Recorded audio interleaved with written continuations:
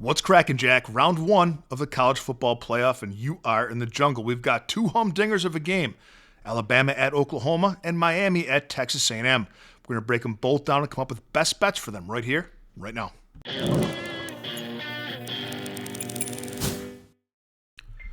Greetings, everybody. Welcome back to the show. And if you're joining us for the first time, welcome to the jungle. 4 games in round one of the college football playoff. Now, 2 of them have huge point spreads. There's really no value betting them. But 2 of them should be very competitive and have the betting community split. I'm talking, of course, about Alabama at Oklahoma and Miami at Texas A&M. I'm going to give you my best bet for both of those. I'm also going to leave a link for you in the comments section. That link is to become a Jungle member. And as a Jungle member, for as little as 55 cents a day, you get my full betting card sent to your phone every single morning. Everything that I bet exactly sent right to your phone every single sport. You also get access to our members-only Discord and a direct line to me. If you'd like me to opine on any other bet that you're considering placing, we have a free weekly trial. Take it for a test spin and see if it's for you. This video is brought to you by Outlier.bet, the top name in sports betting research, and by MyBookie.ag. Open up a new account today with MyBookie.ag using promo code SILVERBACK. If your first bet doesn't hit, it's refunded up to $500. The first game we're looking at is Friday night, and I could talk about this game, both these games, all day long. I'm not going to do that to you, but I do have to break down in depth, because I owe it to you, why I'm betting the way that I'm betting, why Jungle members are, and why I think you should too. So Alabama-Oklahoma line is moving back and forth within the 1.5 range, back and forth between both teams. We're going to cap this game on the money line because the money line price on both teams is very palatable. The over-under is set at 39.5. Here's the case for Alabama to win. Alabama's offense is very capable of explosive plays. They're 39th in scoring, averaging 31.2 points per game, 5 more points than Oklahoma's offense scores. Ty Simpson, Alabama quarterback, one of the best statistical quarterbacks in the country, Heisman candidate, and he's more capable of bigger plays downfield than Oklahoma quarterback Johnny Mateer. Senior halfback Jam Miller returning for this game, which is a huge boost for the Crimson Tide's offense. Defensively, Alabama is ranked 12th in scoring, allowing just 17.4 points per game, and they're 7th best in passing defense, allowing just 157.7 yards per game through the air. Oklahoma quarterback Johnny Mateer has been very limited in the passing game since having thumb surgery. Now, these teams played, as we know, once this season, November 15th in Alabama, and Oklahoma won that game 23-21. But statistically, Alabama dominated. They had 23 first downs compared to Oklahoma's 12. They had 406 total yards compared to Oklahoma's 212. But they turned the ball over 3 times to Oklahoma's 0, and that was the biggest difference. Alabama was 7-1 in the SEC this year. Oklahoma 6-2. So that's the case for Alabama to win. Pardon me. Here's the case for Oklahoma. Home field advantage, of course, which is huge in college football, even bigger in the postseason. Home field advantage was huge last year in the first round of the college football playoff.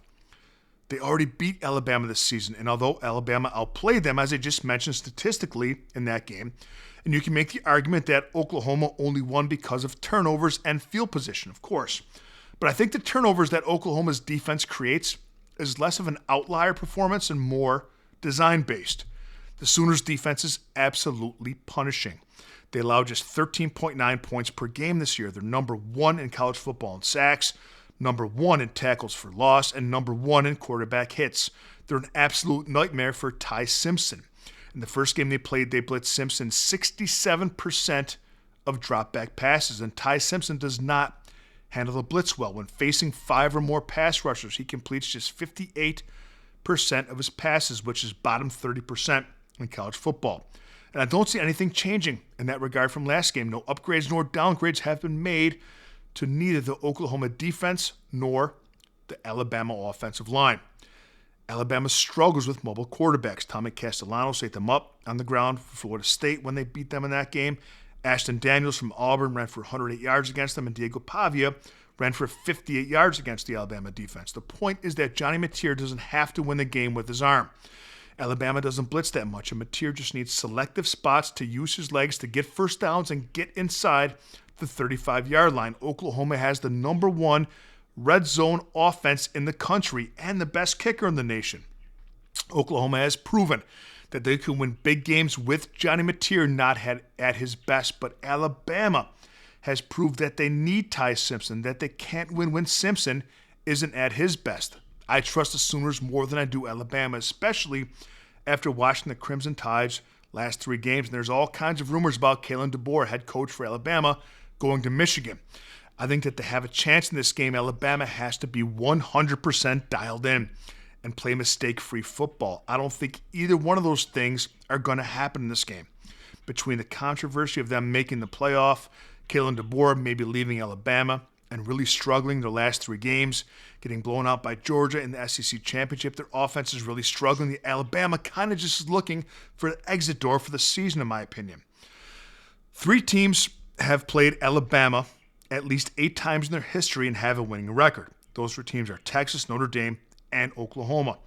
Oklahoma is 5-2-1 in their history against Alabama. I think the Sooners' defense, the home field advantage, Johnny Mateer's third down escapability, and the bad form the Crimson Tide is currently in are too much to overcome. Give me the Sooners on the money line.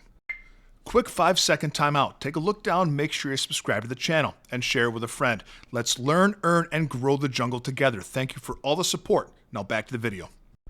Moving on to Saturday, Miami plus 3.5 at Texas A&M over under 48.5. Ironically, the 2 teams that beat Notre Dame. Hey, in the comments section, let me know your thoughts. What do you think about Notre Dame not making the playoff? I'm curious to know what you think. Very interesting statistic here. Texas A&M has covered this number of minus 3.5 in just 67% of their games. In their 11 wins, they beat South Carolina by 1, Arkansas by 3, Notre Dame by 1. The 3 games they didn't cover. Miami has covered their number of plus 3.5 in every game except for 1. That game was a 6-point loss to SMU.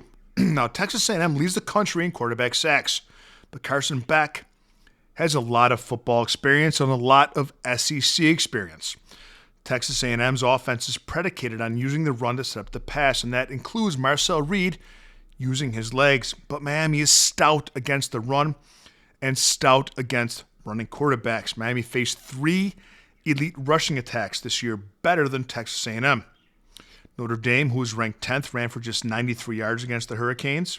South Florida ran for just 40, and Florida State ran for 132. But a bulk of those came during garbage time. Now, all 3 of those rushing attacks are ranked higher than Texas A&M's. In terms of mobile quarterbacks, no one defends them better than Miami does. Miami faced Byron Brown, DJ Legway, Tommy Castellanos, Kevin Jennings, and Kyron Jones. And of those 5 elite rushing quarterbacks, they ran for a combined, not average, combined 74 yards. That's 14.8 per. So in all probability, the A&M offense is going to have to be reliant upon Marcel Reed's arm. And that could be a little bit scary.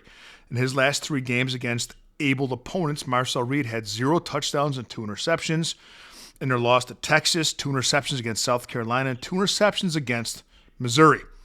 Texas A&M is a very good football team. I'm not saying they're fool's gold, because they're not, and I'm not taking anything away from their accomplishments. But they did luck out a little bit this year in their SEC schedule. No Oklahoma, no Georgia, no Alabama, and no Vanderbilt.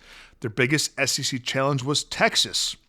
And they got pounded, dare I say, exposed by a physical team. And Miami is physical. The offensive line is 6th in quarterback sacks allowed. The Hurricanes are number 1 in the country in time of possession. They control the football. And defensively, Miami is 6th in scoring. They allow just 13.8 points per game, which is 8 less than Texas A&M allows. The Hurricanes also allow just 4.1 yards per play, which is 8th best in the country. There's a narrative out there that Carson Beck throws a ton of interceptions and that Marcel Reed is way better. But let's compare. Carson Beck, 25 touchdowns. Marcel Reed, 25 touchdowns. Carson Beck, 10 interceptions. Marcel Reed, 10 interceptions. Carson Beck, 3,100 passing yards. Marcel Reed, 2,932. He doesn't have the advantage here. Miami's better equipped to deal with this type of game. And from a matchup standpoint, Miami holds the edge. In fact, I don't see any edge in which Texas A&M holds over the Hurricanes. I think it's insane to give Miami more than a field goal, and I'll gladly take the Hurricanes with the field goal and the hook. Let me know your thoughts in the comments section. Let me know whether you agree or disagree. Thanks as always for the support, and I'll see you next time with a little more money in your pocket.